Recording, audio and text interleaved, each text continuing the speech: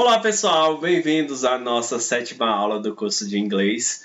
Nós estamos agora, como eu falei, na metade do curso. Um curso que para mim está sendo muito bom, está sendo gratificante. Quero agradecer a todos e todas por esse momento e dizer que juntos a gente realmente está fazendo a educação de Salete melhor. Então a gente vai agora para o curso, pessoal. Só que no curso vai aparecer somente a minha voz e a imagem, porque tem o espaço do vídeo ele foi completamente preenchido. Então não dá para colocar um videozinho lá, porque realmente está bem preenchido de espaço. Então vocês concentrem na voz e no material, tá bom? Como eu falei, pessoal, a gente vai agora para a nossa 7ª aula do curso de inglês. A gente vai tomar como base o material estruturado e o plano de curso. Então, vamos primeiro às considerações iniciais, né? Dar boas-vindas a todos, hello. Dizer, pessoal, que estamos em período de avaliação. Então, eu queria saber também de vocês se a avaliação na escola de vocês foi feita através de uma avaliação padrão da escola ou foi feita uma avaliação através de cada professor escolher o seu modo de trabalhar. Esse foi um dos pontos da reunião que a gente teve antes de ontem na Secretaria da Educação. Então, a gente quer saber de vocês como foi esse período de avaliação, né? Como vai ser, no caso, o período de avaliação? Qual foi o método que vocês utilizaram? E como eu falei também, a gente está na metade do curso, a aula 7, pessoal, nós vamos ter 14 aulas aí para vocês até o meio do ano e está sendo muito bom, né? Está sendo uma experiência maravilhosa. E questão do material estruturado, pessoal, a gente vai comentar um pouquinho sobre ele principalmente. No próximo slide a gente vai ver, pessoal, a questão das habilidades que precisam ser feitas para os alunos de segunda língua, no caso da língua inglesa. O processo de aprendizagem ele tem quatro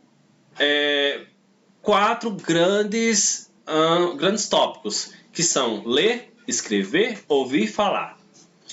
Eles precisam ler textos em inglês, palavras em inglês, precisam escrever algumas palavras também, ou então formular textos. Eles precisam ouvir o que foi dito e entender, né? Esse ouvir já está também incluso o entender, e principalmente a questão do falar, o praticar, o repetir, o treino. Então, para vocês, o material ele está realmente contemplando os processos de leitura, escrita, para ouvir e para falar? Então, qual é a opinião de vocês, né, sobre essa questão dos 4 tópicos que são fundamentais para o estudo de língua, né?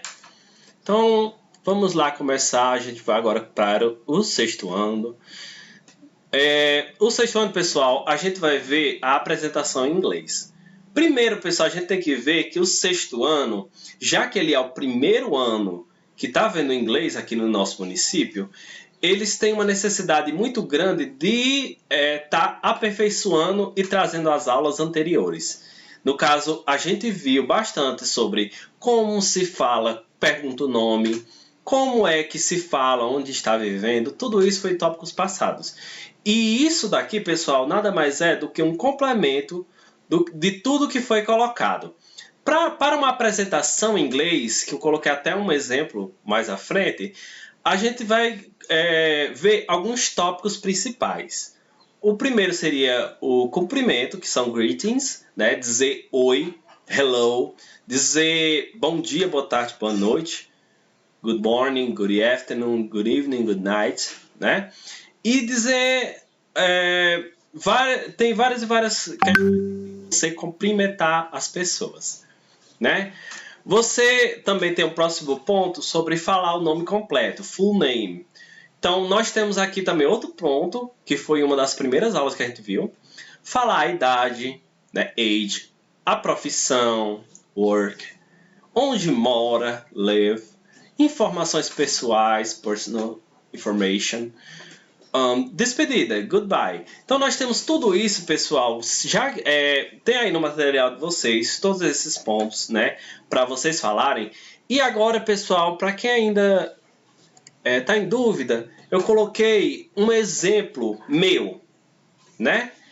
Hello, que significa oi, que é a questão do primeiro tópico que a gente trouxe, que são os cumprimentos. Hello, my name is Lucas Alisson da Silva Fialho. O nome completo, né? I am 29 years old. Eu tenho 29 anos de idade. Pessoal, essa questão do I am, eu sou. Nos Estados Unidos você não diz I have, porque você não tem a idade, você é a idade. Então significa que no lugar de falar I have 29 years old, não, I am, eu sou. I am 29 years old. I am a teacher, que é a questão da profissão, eu sou um professor. No caso dos alunos, I am a student. I live in Salitre, Ceará. I live in Salitre, Ceará. Eu moro em Salitre, Ceará. I have a dog and a cat. Eu tenho um cachorro e um gato. Isso daí foi só a questão de você falar algumas informações pessoais sobre você, né? My favorite movie is Her. Meu filme favorito é Ela, que é o nome de um filme. I like ice cream and read. Eu gosto de sorvete e de ler. Goodbye. Despedida. Tchau. Então, todos esses pontos aqui, pessoal, nesse pequeno texto simples, a gente já viu vários e vários tópicos que já foi trabalhado em aulas passadas. Então, assim, vai trazer à tona tudo que foi trabalhado de uma forma mais prática. Para o 6º ano foi esse conteúdo. Vamos agora para o 7º ano. Para o 7º ano, pessoal, a gente vai retomar a questão passada das fake news para saber o que é verdadeiro e falso. Então, a gente vai retornar isso, pessoal, dizendo que a informação ela necessita ser verdadeira até certo ponto, principalmente na questão jornalística. Ela precisa trazer a verdade. A gente vai trazer alguns exemplos depois, mas a gente vai trazer, principalmente nessa aula, que tem uma diferença entre história fictícia e informações inverídicas. As informações inverídicas é algo que trabalha a realidade, algo que aconteceu e você está modificando para aquilo não ser correto. Então isso é errado. História fictícia, pessoal, é aquelas histórias que traz algo que não é real, mas que traz para nosso entretenimento. Por exemplo, filmes, por exemplo, livros, né? Então mexe com a imaginação do leitor. É diferente porque, apesar de não ser real, de não ser verdadeiro, mas traz a ludicidade, traz uma forma de não ser tóxico.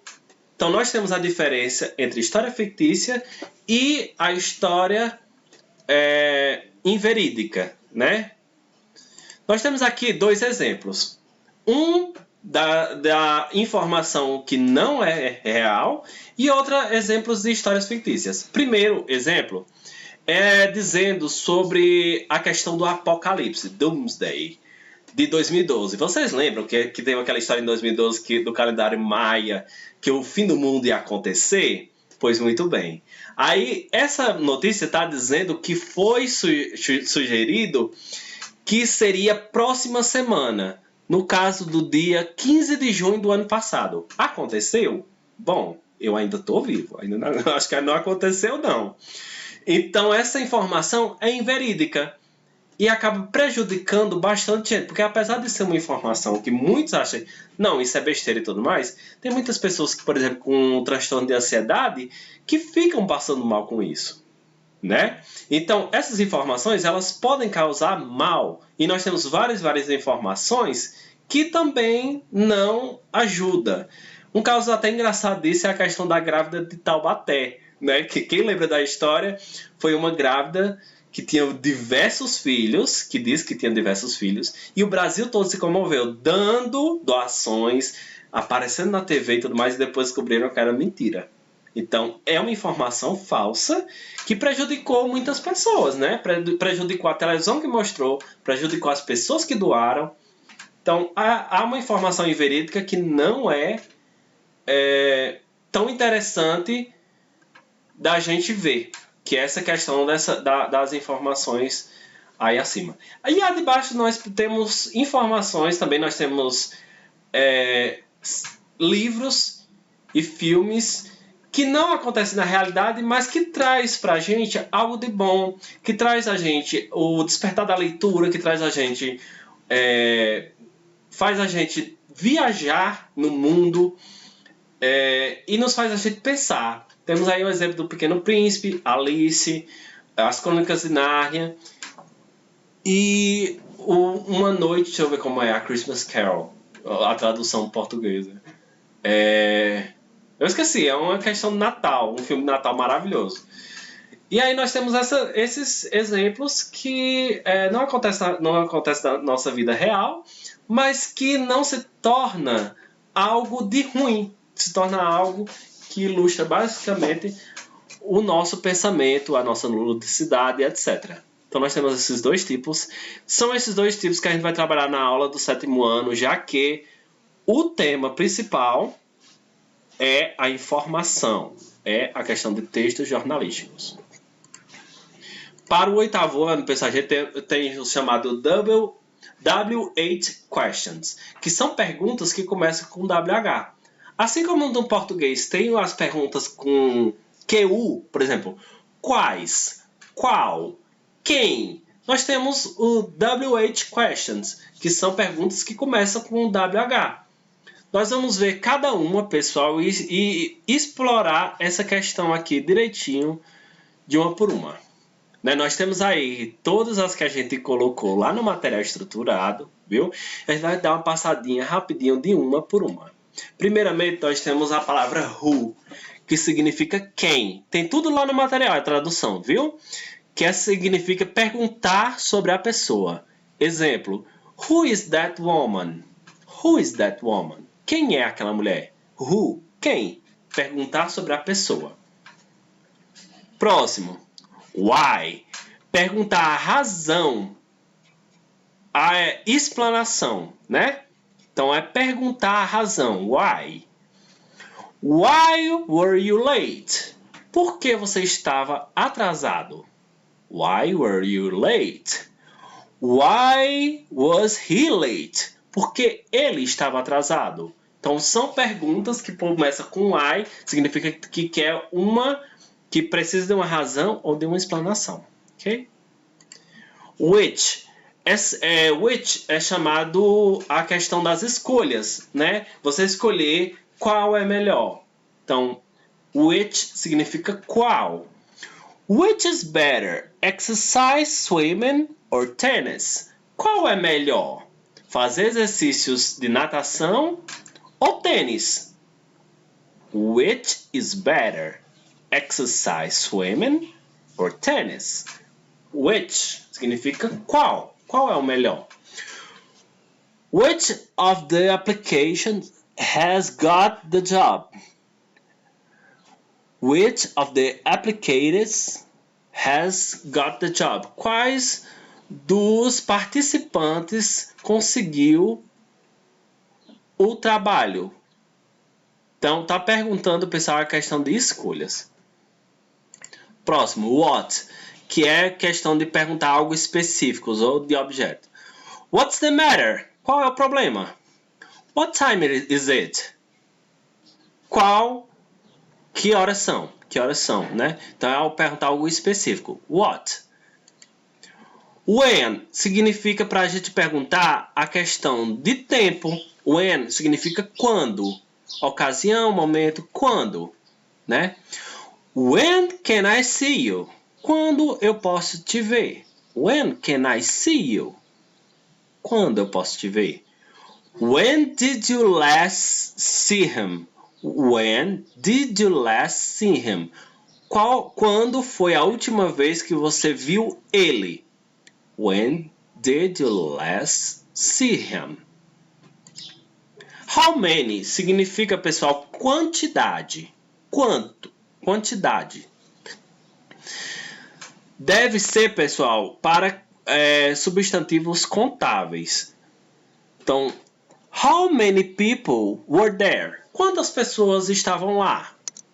Pessoal, lembrando que cada um desses tópicos está no material, explicadinho também, e já dando a tradução, tá bom? Próximo, where. Where significa perguntar sobre o lugar ou a posição, né? Significa onde. Onde? Where.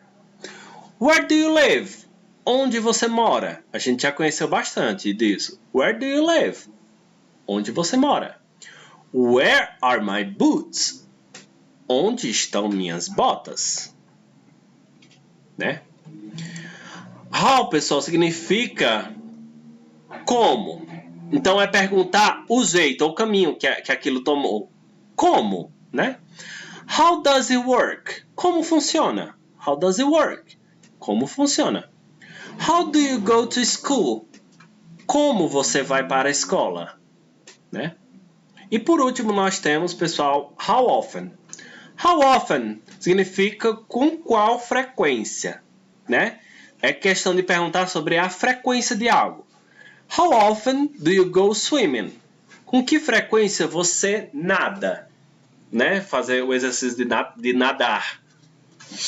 Então, essa foi a questão do oitavo, pessoal. O W8 questions, né? Geralmente são perguntas com WH. Nós temos o how, que é algo também que vai ser explorado, mas que vocês irão ver também no material, né?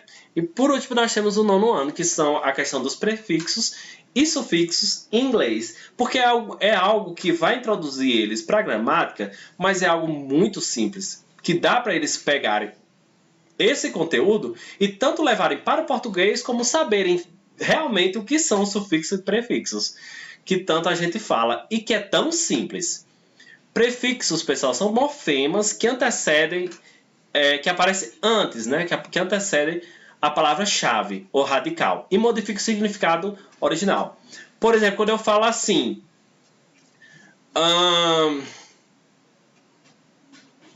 unhappy, nós temos a palavra happy, né? Então, que significa feliz. Unhappy significa infeliz. Então, nós temos a palavra feliz, que é chamada radical, a palavra-chave, e nós colocamos algo antes. Então, essa palavra antes, né, do radical da palavra é chamado prefixos. Pre vem de antes. Então, feliz, a palavra. Infeliz. O in é um prefixo, porque vem antes do radical, que é antes da palavra. Então é muito simples vocês explicarem para eles o que são prefixos e sufixos, porque eles vão pegar uma palavra e nessa palavra, se há a variação antes, significa prefixos. E depois nós temos o quê?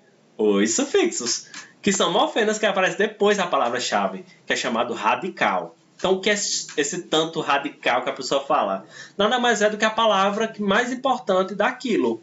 Por exemplo, nós temos a palavra... deixa eu ver aqui... jogar. Jogar é uma palavra radical, porque nós temos uma palavra-chave. Jogabilidade. Aí o dade é um sufixo, porque vem depois da palavra-chave. Então, prefixo antes da palavra e sufixos depois. Pode ter uma palavra que tem prefixos e sufixos? Sim. Basta você analisar palavras que tenham esse radical e há algo antes, prefixo, e depois sufixos. Então, é muito simples você entender essa parte. Mas, para a gente exemplificar, nós temos agora várias e várias representações sobre o chamado employee, que significa empregar, e nós temos employee, employer, employed, unemployed. Então nós temos vários e vários, pessoal, prefixos, sufixos e a chamada palavra radical, né? Então nós temos aí vários exemplos, pessoal, e a tradução seguinte, lá no material também tem uma explicação também detalhada sobre isso, sobre prefixos e sufixos. Vejam que aí os prefixos e sufixos estão em vermelho. Então, prefixos vêm antes da palavra-chave e sufixos depois. E vai alterar o quê? Até o significado da palavra, como vocês podem ver aí do significado de várias e várias palavras modificadas. E foi isso, pessoal. Vamos agora para a questão das atividades, né? Como sempre.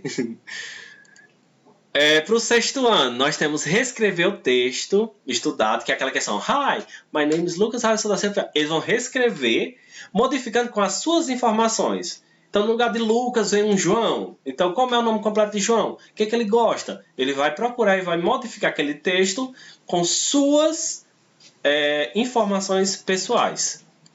Para o 7º ano, a gente tem uma atividade muito legal. Eu estou muito empolgado com essa tarefa, pessoal. Porque eles vão acessar esse site aí, que vai estar aqui nos slides. Vai estar também lá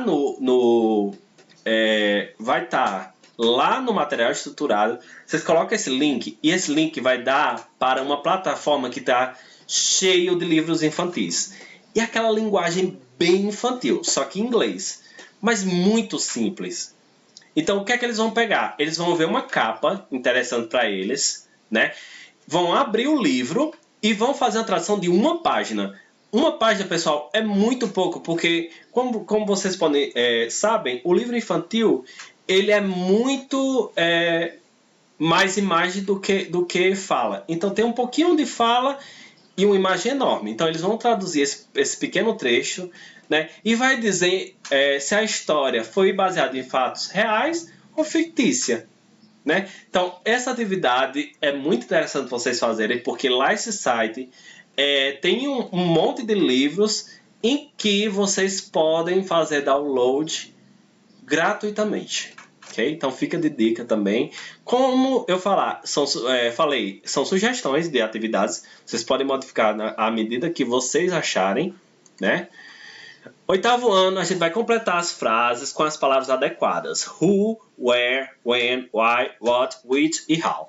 Então, a gente vai ver, pessoal, eu coloquei vários exemplos para eles completarem de acordo com o que a pergunta pede, né? Que é que antes de tal frase, qual é dessas palavras que complementam? Então, é isso que eles vão fazer. Tem lá no material estruturado também. E para o 9º ano, os alunos deverão procurar 5 prefixos e 5 sufixos em palavras em inglês. Então, eles vão procurar a palavra e procurar sufixos e prefixos. 5, no caso. Ou vocês podem colocar também para os alunos procurarem palavras que possuem prefixos e ou sufixos em português e farão a tradução disso. Pode ser as duas questões, pode ser só uma. Fica aí a critério do professor escolher, né? Então, nós temos a frase, né, do curso, que é If you never fall, you're never gonna grow. If you never fall, you're never gonna grow. Se você nunca cair, você nunca aprenderá. Então, através das nossas quedas, que a gente aprende a levantar mais forte, a ver onde a gente errou e a procurar sempre estar no nosso melhor. Então, quando a gente cair, que a gente continue seguindo em frente, muito mais forte e aprendendo a não cair daquele jeito de novo. E se cair mais na frente, levanta e vamos também aprender com isso. Então, através das nossas quedas que a gente faz também a nossa força de vontade. Muito obrigado a todos, pessoal. Obrigado pela aula, né? Obrigado a todos que estão presentes. E é isso, né? Te vejo, a gente vai ter outro encontro agora, sábado. Muito obrigado e até a próxima. Tchau, tchau.